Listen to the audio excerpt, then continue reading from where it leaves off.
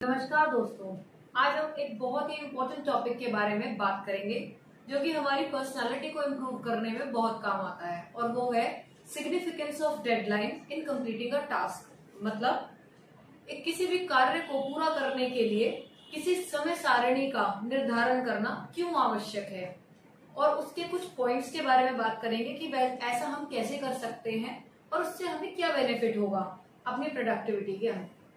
तो बिना देरी करे शुरू करते हैं। और हाँ, अगर आपने सब्सक्राइब नहीं किया है तो प्लीज सब्सक्राइब करते रहिए, अपना प्यार बढ़ाते रहिए, बांटते रहिए, ताकि हम इस तरीके का कंटेंट और इस तरीके के वीडियोस ज्यादा से ज्यादा लोगों तक पहुंचा सके। Thank you. अब बात करते हैं significance of deadlines in completing a task के बारे में। आपके साथ कभी ऐसा हुआ है कि कुछ मिनटों का काम आपको घंटों तक कंप्लीट नहीं हुआ हो आपसे? इसका एक बहुत साधारण सा एग्जाम्पल देती हूँ। एग्जाम के टाइम पर हम जिस कार्य को, जिस वर्क को पूरे 1 ईयर तक कंप्लीट नहीं कर पाते हैं, वो क्या हो जाता है कि 2 दिन के अंदर with in a prescribed limit of time वो कंप्लीट हो जाता है और हम अच्छा खासा स्कोर भी कर लेते हैं एग्जाम के अंदर।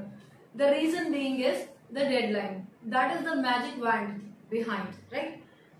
सो अगर वो डेडलाइन इतनी इम्पोर्टेंट है तो वो इतनी इम्पोर्टेंट क्यों है? मतलब डेडलाइन होने से हमें फायदा क्या होगा? अरे कोई कार्य आप कुछ मिनटों में कीजिए या कुछ घंटों में कीजिए, लेकिन कार्य तो पूरा हो रहा है, तो फिर डेडलाइन क्यों रखें? क्यों इतना खामोखा इतना दिमाग पर प्रेशर लगाना है?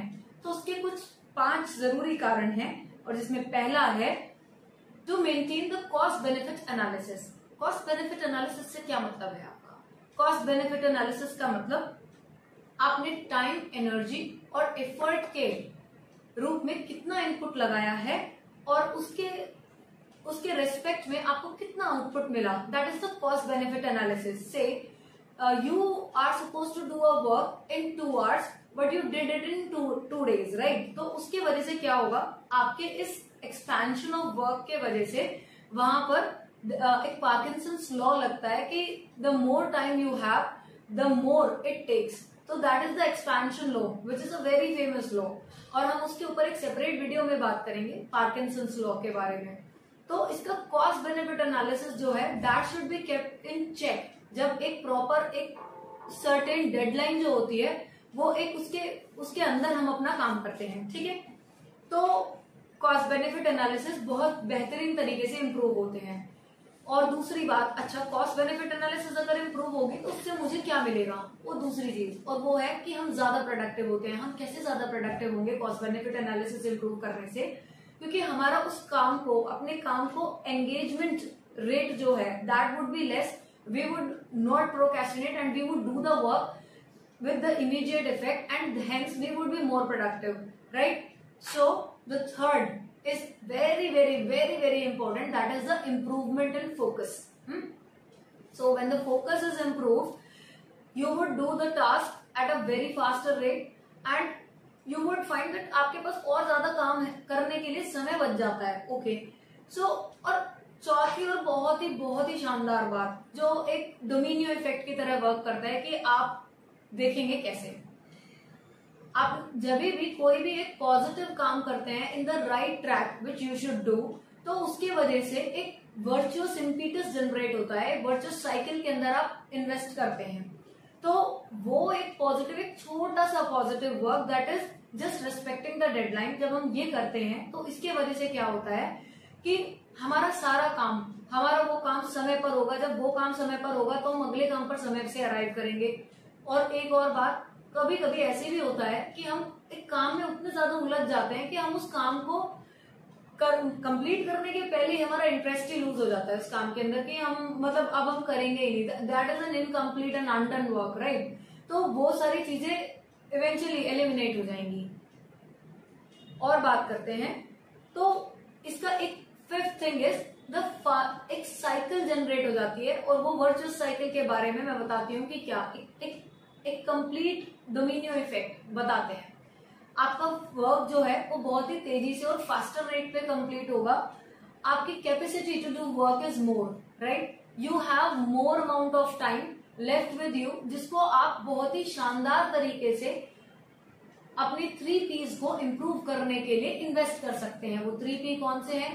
अपने परसेप्शन को बेटर करने के लिए आप ज्यादा समय इन्वेस्ट कर सकते हैं, अपनी एनर्जी और एफर्ट को बहुत ही प्रोडक्टिवली इन्वेस्ट कर सकते हैं, आप अपने पर्सनालिटी को एनहांस करने के लिए कुछ अपने आप को अपग्रेड अपस्किल कर सकते हैं। And the fifth thing is and the third thing is that you can do it very much professionally, right? आप प्रोफेशनली उस काम को आप प्रोफेशनली बहुत ग्रो करते हैं, राइट? The third thing.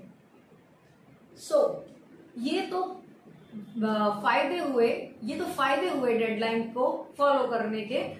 तो क्या कोई स्टेप्स या कोई, जैसे आपने पिछले कुछ एक वीडियोस में आपने कुछ स्टेप्स बताए हैं, प्रॉपरली साइंटिफिक मेथड्स बताए हैं उस काम को कंप्लीट करने के लिए, क्या डेडलाइंस को मतलब कि ऑबे करने के लिए भी आपको जिस तरीके के रूल्स बताने वाले हैं? हाँ, हमारे पास कुछ छोटी छोटी चीजें हैं जो हमने जॉट डाउन की हैं आपकी बेटरमेंट के लिए। तो I am going to discuss that. There are some really simple 4 things. So first is the bigtimer.net.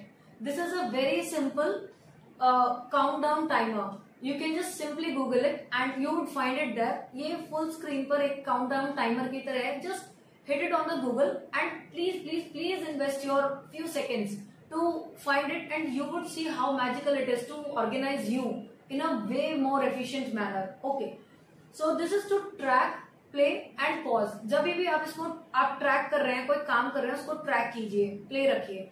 जब भी आप उठकर गए और आपने कोई और काम किया, just pause it and the moment you again come and start your work, just resume it, so that you would find कि वो काम एक्चुअली में कितने मिनटों के अंदर हो सकता था, एंड यू वुड फाइंड कि how much leisure time you took और द ब्रेक्स। तो जो वो प्रोलॉन्ग ब्रेक का पीरियड होता है वो भी कट डाउन होगा, you would find that. Second is plan a day before. मतलब कि जो आप डेडलाइन कैसे, कि मैंने आज अपने जनरल के अंदर मैंने पहले भी बात की है कि तो हम उसको पहले से एक दिन पहले लिख लें कि आज ये करना है। तो आप जब उसको पहले से आपकी टू डू लिस्ट के अंदर अगर वो रहेगा और आप उसको लिखेंगे और बताएंगे कि अच्छा ये ऐसे, तो यू वुड बी लाइक कि ओके, आज की डेडलाइन के अंदर ये और ये 3 काम है जो आज करने ही है। तो there must be a way more clarity कि हाँ भाई ये करना है। And the third thing is आप वीकली, डेली एंड 3 डेज के शेड्यूल्स रखिए और उनके टारगेट्स रखिए और उनको कंप्लीट कीजिए। तो उससे आपकी एक मतलब कि छोटी बहुत बड़ी डेडलाइंस मत रखिए। डेडलाइन को भी बिट्स में तोड़कर छोटे वर्क की डेडलाइंस, छोटे वर्क एंड टास्क कंप्लीशन की डेडलाइंस रखिए, तो आप मोर प्रोडक्टिव होंगे और आपको प्रोक्रेस्टिनेशन के ट्रैप में आने की जरूरत नहीं पड़ेगी। और एंड द फोर्थ थिंग, इससे फायदा क्या होगा? इतना तामझाम करने के लिए बोल रहे हो, हमें क्या मिलेगा इससे आपको टास्क कंप्लीशन जब होता है ना, तो there is a sense of contentment कि हाँ हमने कहीं इन्वेस्ट किया और वो कंप्लीट हो गया।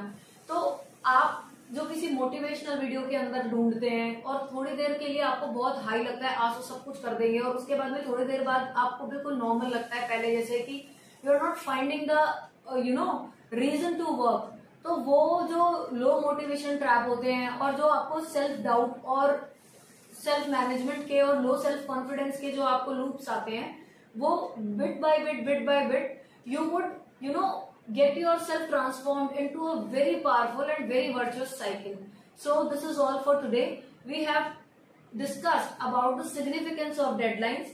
Deadline are कि कुछ 1 सेकेंड्स के अंदर जिस काम को हम कर सकते हैं उसके लिए हमें घंटों क्यों लगते हैं, कुछ 1 सेकेंड या मिनट्स के अंदर करने वाले काम को हमने बताया कि डेडलाइन क्यों इंपॉर्टेंट है, to maintain the cost benefit analysis, ताकि वो एक्चुअल में रेलेवेंट हो, हम ज्यादा प्रोडक्टिव और मोर फोकस्ड हो।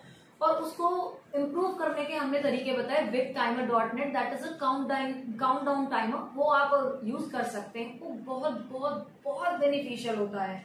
ओके, और आप पहले दिन को प्लान कीजिए, छोटे बहुत बड़ी डेडलाइन अगर है, बहुत बड़ा सा सिलेबस है, तो उसको छोटे बिट्स में तोड़कर छोटी डेडलाइंस रखिए, ताकि आपको उसको करने में you feel joy, right? And the sense of satisfaction and completion is your reward. Okay, so आपने अपना कीमती समय दिया और ये यहाँ पर आप लोग आए, उसके लिए बहुत धन्यवाद। Keep sharing, keep growing, keep achieving. Please अगर आपने सब्सक्राइब नहीं किया है तो सब्सक्राइब कीजिए, चैनल को लाइक कीजिए एंड शेयर कीजिए।